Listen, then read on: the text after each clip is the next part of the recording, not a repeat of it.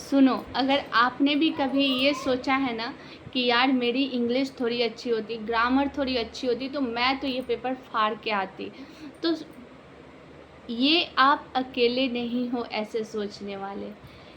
मैं बिहार से हूँ और फ्रेंड्स बिलीव मी, बिहार में ना बच्चों का जीके जीएस इतना स्ट्रांग होता है, उनका जो मैथ्स है इतना स्ट्रांग होता है, रीजनिंग इतना स्ट्रांग होता है। पर जहाँ बात आती है इंग्लिश की, कोई भी एग्ज़ाम में जहाँ थोड़ी बहुत वेटेज होती है इंग्लिश की, वहाँ पे ना मैंने उनका थोड़ा कॉन्फिडेंस लेवल ना डाउन होते देखा है। ओके, वहाँ पे बच्चों का ऐसा भी थॉट होता है, यार मेरा इंग्लिश अच्छा होता है ना तो मैं तो ऑफिसर बन के घूमता। ठीक है, तो मेन क्या है ना कि यहाँ हम क्या हो जाता है कि सबसे बड़ी बात यहाँ क्या आ जाती है, दिक्कत क्या आती है पता है, वो इंग्लिश से डरते नहीं हैं। उनको ना इंग्लिश ग्रामर जो है ना बेसिक से 0 लेवल से एकदम आसान तरीके में किसी ने उन्हें पढ़ाया ही नहीं है। ओके, उनके लिए मतलब इंग्लिश शुरू ही होता है नाउन से, ग्रामर शुरू ही होता है नाउन से, पर ऐसा कुछ ऐसा है ही नहीं इंग्लिश ग्रामर में। ठीक है, तो इसीलिए हेलो फ्रेंड्स, मैं जूही, और मैं जो है ना अपने चैनल एग्ज़ाम स्ट्रेटजी बाय जूही के पे आपका स्वागत करती हूँ। तो मैं अपने इस चैनल पे आज से एक क्लास स्टार्ट कर रही हूँ, जहाँ मैं 0 लेवल से जो ग्रामर है ना, 0 लेवल से जहाँ पे एक गांव के स्कूल के बच्चे को भी समझ में आए, वहाँ से शुरू करने जा रही हूँ। ओके, तो चलिए हम अपना क्लास शुरू करते हैं। अगर मेरे क्लास में एंड तक आप बने रहना, क्लास बीच में नहीं छोड़ना, क्योंकि आपको फिर समझ में नहीं आएगी। Please try to watch the video till end. Okay, और अगर मेरा क्लास आपको थोड़ा भी अच्छा लगता है और समझ में आता है तो मेरे चैनल को आप सब्सक्राइब करना, ताकि मैं नेक्स्ट जो क्लास लेके आऊँ आपको उसका अपडेट मिले। ओके, सो चलिए हम अपना क्लास स्टार्ट करते हैं। सो फ्रेंड्स, इंग्लिश शुरू कहाँ से होता है, हमें बचपन में इंग्लिश सिखाया कहाँ से जाता है? तो हमें जो है बचपन में इंग्लिश सिखाया जाता है ABCDEF। ये पहली इंग्लिश की जो चीज़ है जो हम सीखते हैं, इनको हम क्या कहते हैं? इनको हम अल्फ़ाबेट या इनको हम लेटर्स के नाम से जानते हैं। ओके, ये जो चीज़ है इनको हम अल्फ़ाबेट या लेटर्स के नाम से जानते हैं। ओके, तो अब क्या होता है अल्फ़ाबेट और लेटर्स में, क्या होता है जब अल्फ़ाबेट और लेटर्स साथ में आके ज्वाइन करती हैं और एक मीनिंगफुल, मतलब जिससे हमें कुछ समझ में वैसी चीज़ बनाती है, तो उसे हम वर्ड कहते हैं। जैसे ए फॉर APPLE, एप्पल। तो एप्पल कैसे बना? ये जो ग्रुप ऑफ लेटर्स थे इनको ज्वाइन करके एक हमने वर्ड बनाया एप्पल, जिसका मतलब होता है सेव। ओके, तो ये हमारा क्या होगा, इसको हम क्या जानते हैं? इसको हम वर्ड जानते हैं। It is called word. जब group of alphabet joins together we call it word.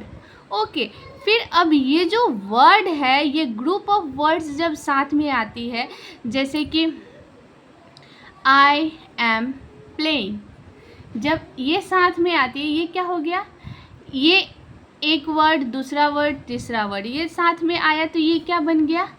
Sentence. तो सेंटेंस को हम कैसे डेफिनेशन लिख सकते हैं?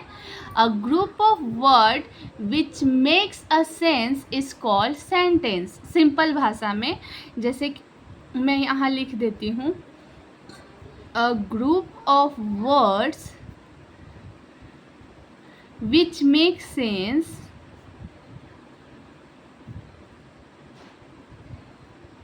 is called sentence। ओके, तो ये क्या हो गया? Group of word which make sense. Which make sense का मतलब क्या हो गया? आई एम प्लेइंग, तो ये एक सेंस बना रहा है कि मैं खेल रही हूँ या खेल रहा हूँ। तो ये सेंस बना रहा है, इसलिए हम इसको सेंटेंस बोलेंगे। अब ये सेम चीज़ ऐसे लिखा होता है एम प्लेइंग आई, तो ये ग्रुप ऑफ सेंटेंस जो है एक सेंस नहीं बना रहा है, इससे हमें कुछ समझ में नहीं आ रहा है, तो इसको हम सेंटेंस नहीं बोल सकते। This is not a meaningful sentence. Okay, तो group of word which make sense, जो एक सेंस बनाए हमारे लिए, जिससे हमें कुछ समझ में आए, उसी को हम सेंटेंस बोलेंगे। ओके, तो ये हमारा फर्स्ट टॉपिक जो है वो क्लियर हुआ, व्हाट इज सेंटेंस। ओके, अब हमारी जो सेंटेंस है ये जो है दो पार्ट में डिवाइडेड होती है। एक होता है सब्जेक्ट और दूसरा होता है प्रेडिकेट। सब्जेक्ट एंड प्रेडिकेट, एक होता है सब्जेक्ट और दूसरा होता है हमारा प्रेडिकेट। तो पहले हम जानते हैं कि सब्जेक्ट क्या है, व्हाट इज सब्जेक्ट। तो सब्जेक्ट क्या है, तो सब्जेक्ट है, मान लो हमारे पास एक सेंटेंस है आई प्ले क्रिकेट। मेरे पास एक सेंटेंस है आई प्ले क्रिकेट, मैं क्रिकेट खेलता हूँ। तो यहाँ पे आप बता सकते हो कि सेंटेंस क्या है, मतलब सब्जेक्ट क्या है। तो यहाँ पे सब्जेक्ट हमारा आई है, आई हमारा क्या है, सब्जेक्ट है। जहाँ पे जब हमें सेंटेंस में, हमें कोई भी सेंटेंस में हु और व्हाट का जवाब मिले, जैसे कौन खेल रहा है, यहाँ पर क्रिकेट कौन खेल रहा है, तो मैं खेल रहा हूँ। कौन खेल रहा है, हु इज प्लेइंग, तो आई एम प्लेइंग। तो आई क्या हो गया,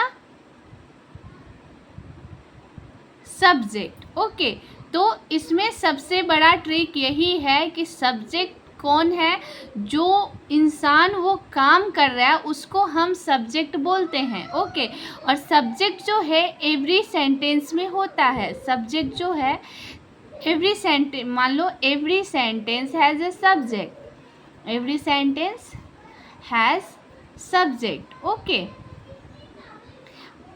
मतलब सेंटेंस में हम ये भी बोल सकते हैं कि जिसके बारे में बात की जा रही है, की जा रही है वो सब्जेक्ट है। जैसे राम इज कुकिंग, कौन खाना बना रहा है, Ram. Who is cooking, who का जवाब हमें मिल रहा है, तो राम इज कुकिंग।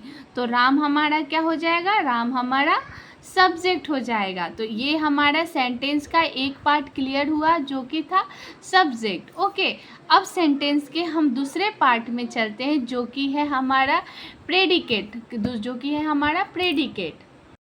अब दूसरा है हमारा प्रेडिकेट। प्रेडिकेट क्या है, प्रेडिकेट वो है जो हमें सब्जेक्ट के बारे में अगर हमें कुछ पता चले, like predicate tells us something about subject. Predicate जो है, predicate tells us something about subject. मान लो राम, मैं पहला ही एग्जाम्पल लेके चलती हूँ। राम प्लेज क्रिकेट, तो यहाँ पे प्लेज क्रिकेट, कौन खेल रहा है, राम क्रिकेट खेल रहा है। राम के बारे में क्या बोला जा रहा है कि वो क्रिकेट खेल रहा है, राम के बारे में बोला जा रहा है कि राम क्रिकेट खेल रहा है। तो प्लेज क्रिकेट क्या हो जाएगा हमारा यहाँ, ये हमारा हो जाएगा प्रेडिकेट। सेंटेंस में अगर हमें सब्जेक्ट के बारे में अगर कुछ पता चले तो उसे हम बोलते हैं प्रेडिकेट। मान लो आई एम कुकिंग, तो आई एम कुकिंग में क्या हो जाएगा, एम कुकिंग क्या हो जाएगा, मैं क्या कर रही हूँ, मैं खाना बना रही हूँ। मेरे बारे में बोला जा रहा है कि मैं खाना बना रही हूँ, तो I am cooking, am cooking क्या हो गया हमारा, प्रेडिकेट हो गया, और आई क्या हो गया हमारा, सब्जेक्ट हो गया। ओके, अब आपने देखा होगा कि यहाँ पे जो है वर्ब और ऑब्जेक्ट जो है हमारा साथ में जा रहा है, तो इसे अब मैं कंफ्यूजिंग नहीं बनाती हूँ। फिर अब हम चलते हैं ऑब्जेक्ट के बारे में जानते हैं। ये सेंटेंस के बारे में है। सेंटेंस का दो पार्ट हमने जान लिया, सब्जेक्ट और प्रेडिकेट। अब हम जानेंगे सेंटेंस का एक तीसरा पार्ट होता है जो कि होता है ऑब्जेक्ट। अब हम सेंटेंस का तीसरा पार्ट जानते हैं जो कि होता है ऑब्जेक्ट। अब हम जानते हैं ऑब्जेक्ट के बारे में। अब हम जानते हैं ऑब्जेक्ट के बारे में। तो ऑब्जेक्ट क्या है? ऑब्जेक्ट क्या है हमारा? चलो देखते हैं। तो ऑब्जेक्ट का पहले डेफिनेशन देखते हैं। ऑब्जेक्ट का डेफिनेशन क्या है? ऑब्जेक्ट का पहले डेफिनेशन देखते हैं हम कि ऑब्जेक्ट का डेफिनेशन क्या है। Object receives the action of the verb। जो ऑब्जेक्ट है वो रिसीव करता है किसका? ऑब्जेक्ट जो है वो क्या करता है? वर्ब का जो एक्शन है वो रिसीव करता है। मान लो मतलब सेंटेंस में जिस पे काम का प्रभाव पड़े उसको हम क्या बोलते हैं? उसको हम बोलते हैं ऑब्जेक्ट। मान लो यहाँ पे एग्जाम्पल मैं देती हूँ, राम रीड्स अ बुक। तो रीड्स क्या हो गया हमारा? रीड्स जो है वो हमारा क्या हो गया? वर्ब। और हमारा अ बुक क्या हो गया? ये अ बुक जो है ये हमारा ऑब्जेक्ट हो गया। अ बुक क्या हो गया? ये हमारा ऑब्जेक्ट हो रहा है। राम क्या कर रहा है? पढ़ रहा है। क्या पढ़ रहा है? बुक पढ़ रहा है। तो यहाँ क्या हो रहा है? Ram reads a book. Ram read कर रहा है। क्या रीड कर रहा है? बुक रीड कर रहा है। क्या रीड कर रहा है? बुक। तो बुक हमारा क्या हो गया? ऑब्जेक्ट हो गया। क्यों हुआ? क्योंकि राम जो है एक्शन कहाँ कर रहा है? बुक के ऊपर कर रहा है। वो खुद पे नहीं कर रहा है, वो कहाँ कर रहा है? बुक के ऊपर कर रहा है। तो ये जो बुक है ना, या मतलब जो ऑब्जेक्ट है ना, वो मतलब लिविंग ऑब्जेक्ट होना चाहिए, लिविंग बींग्स होना चाहिए। कभी भी यहाँ पे फीलिंग्स वर्ड आएंगी ना, फीलिंग्स वाली वर्ड लाइक वेल, क्राई या लाफ, ये सब जो वर्ड होती है ना, ये हमारी ऑब्जेक्ट नहीं बन सकती। ये जो वर्ड्स है ये हमारी ऑब्जेक्ट नहीं बन सकती। ओके, जैसे कि मान लो एक एग्जाम्पल मैं देती हूँ, सी सिंग्स वेल। तो यहाँ पे सी सिंग्स वेल में हमारा सब्जेक्ट क्या है? सी है। सिंग्स क्या है? हमारा वर्ड है। वेल क्या है? ये फीलिंग वर्ड है। तो ये यहाँ पे हमारा क्या है? ये हमारा ऑब्जेक्ट नहीं हो सकता। तो इस सेंटेंस में वी डोंट हैव ऑब्जेक्ट। तो यहाँ क्या बोल सकते हैं? हर एक सेंटेंस में every sentence does not have object. जरूरी नहीं कि हर सेंटेंस में ऑब्जेक्ट हो। ओके, हर सेंटेंस में ऑब्जेक्ट नहीं हो सकता है। अभी हमने देखा ऑब्जेक्ट क्या है। ओके, हमने यहाँ पे टॉपिक किया, क्या किया? वर्ड्स किया। हमने शुरू किया कहाँ से? अल्फ़ाबेट से शुरू किया, वर्ड किया, फिर हमने लाए इनको सेंटेंस पे। फिर हमारा पार्ट्स ऑफ सेंटेंस कितने हैं? सेंटेंस कितने हैं? तो यहाँ पे 2 पार्ट्स हैं, एक है सब्जेक्ट और दूसरा है प्रेडिकेट। फिर हमने जाना कि सब्जेक्ट क्या है, फिर हमने जाना कि प्रेडिकेट क्या है। ओके, अब कुछ प्रैक्टिस क्वेश्चन देती हूँ मैं। आप देखो यहाँ पे मैं प्रैक्टिस क्वेश्चंस देती हूँ। आप इस प्रैक्टिस क्वेश्चन में अपना देखना कि आप क्या कर पा रहे हो या नहीं कर पा रहे हो। ओके, तो यहाँ पे प्रैक्टिस क्वेश्चन में जो है पहला हमारा क्वेश्चन होगा, Ram eats rice, she sings well, the baby is crying, I love my country। Okay, तो ये 4 क्वेश्चन प्रैक्टिस क्वेश्चन है जो आपको देखने हैं और आप देखो कि आप ये क्वेश्चन कर पा रहे हो कि नहीं। ओके तो आज हमने जो टॉपिक है जीरो लेवल से शुरू करा, alphabet, word, sentence, parts of sentence, subject और प्रेडिकेट, और हमारा था ऑब्जेक्ट। ओके तो ये मेन जो चीज़ है ये हमें क्लियर होनी चाहिए। अगर ये 3 चीज़ क्लियर है, कोई भी सेंटेंस में वर्ब कुछ भी समझने के लिए, verb, noun, pronoun, adjective, adverb, ये कुछ भी समझने के लिए हमें कोई भी सेंटेंस में उसका सब्जेक्ट क्या है, प्रेडिकेट क्या है, ऑब्जेक्ट क्या है, ये सबसे पहले पता होना चाहिए। अगर हमें ये पता नहीं है तो हम कोई भी सेंटेंस को कभी क्लियर नहीं कर पाएंगे। ओके तो कल जो है मैं सबसे पहले जो लाने वाली हूँ, नेक्स्ट जो मेरा क्लास आएगा वो मेरा नेक्स्ट क्लास आएगा पार्ट्स ऑफ स्पीच पे। हम पहले नहीं जाएंगे, हम पहले आर्टिकल पढ़ेंगे, ठीक है। पहले हम आर्टिकल पे आएंगे, पहले हम आर्टिकल पढ़ेंगे ए, एन और द, ठीक है, ए, एन और द। तो अगर आपको ये क्लास पूरी समझ में आ गई, अगर इस क्लास से रिलेटेड कोई भी डाउट होगी तो आप मुझे कमेंट में मैसेज करके पूछो कि कौन सी पार्ट में आपको डाउट हुई। मैं नेक्स्ट क्लास में पहले उस चीज़ को क्लियर करूँगी, उसके बाद दूसरा क्लास स्टार्ट करूँगी। ओके सो फ्रेंड्स, ये जो था ये वीडियो था हमारा, अभी हमने जो क्लास करा वो क्लास था हमारा सब्जेक्ट, ऑब्जेक्ट और प्रेडिकेट के ऊपर। इंग्लिश जो है वो एक स्किल है, वो हमारा इंटेलिजेंस नहीं नापता है। जितना आसान आपके लिए हिंदी ग्रामर है ना, उतना ही आसान इंग्लिश ग्रामर भी है। ओके तो एक ये स्किल है, और स्किल कभी भी हम सीख के नहीं आते दुनिया में, हमें यहाँ आके ही सीखना होता है। ओके तो हम सीखेंगे, ये हमारे लिए शर्म की बात नहीं है कि हमें नहीं आता। आप यहाँ पे बेझिझक आप मेरा मतलब क्लास में आओ, बेझिझक अगर आपको कोई भी डाउट है आप पूछो।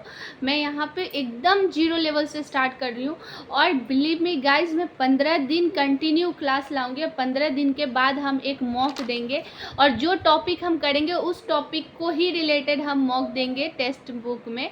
आप देखना, मैं टेक्स्ट बुक में वहाँ मॉक दूंगी आपके पास लाइव, और आप भी मेरे साथ देखना और आप करना और देखो कि आपको कितना स्कोर आता है। ओके सो अगर आपको कोई भी डाउट है इससे related, please ask me in the comment box, और आप ट्राई करो कि आप अपना हर एग्ज़ाम में 100% दो। देखो हर एस्पिरेंट की एक जो होती है ना वीक पार्ट होती है, जैसे मेरा खुद का एक वीक पार्ट मैथ है, मुझे मैथ पल्ले नहीं पड़ता, मेरा वो वीकेस्ट पार्ट है जहाँ पे मैं कुछ नहीं कर पाती हूँ चाह के भी।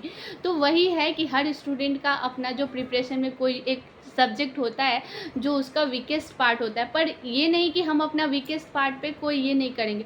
मैं खुद के लिए मैथ के लिए बहुत एफर्ट डाल रही हूँ कि हाँ मेरा जो कुछ भी है थोड़ा तो उसमें सुधार आएगा। ओके सो गाइज, अगर मेरे वीडियो से आपको थोड़ा भी हेल्प मिला हो, थोड़ा भी समझ में आया हो, तो please subscribe my channel, comment in my comment box, like my video, और मेरा वीडियो आप अपने फ्रेंड्स का साथ शेयर करो ताकि उनको भी हेल्प मिल पाए। Thank you very much. Stay fit, stay healthy, and give your 100% to whatever exam you are preparing for. Thank you.